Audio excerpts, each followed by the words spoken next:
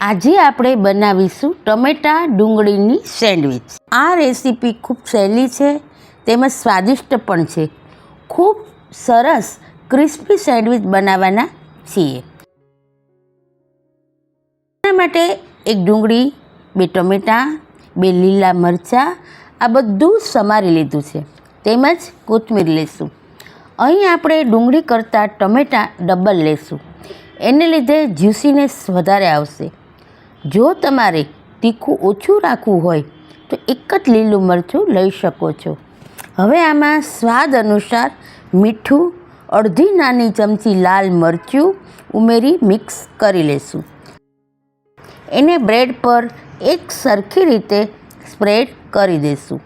એના પર બીજી સ્લાઇસ મૂકી દઈશું।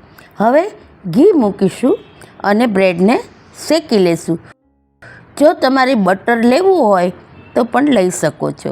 1 મિનિટ શેકી બીજી બાજુ પણ આ રીતે શેકી લેશું। સેન્ડવિચ ગોલ્ડન બ્રાઉન થાય એટલે લઈ લેશું। તૈયાર છે સેન્ડવિચ। જો તમને આ રેસીપી ગમી હોય તો લાઈક કરજો, આ ચેનલને સબસ્ક્રાઈબ કરજો અને કેવી લાગી આ રેસીપી જરૂર જણાવજો। તો ચાલો મળીએ એક નવી રેસીપી સાથે।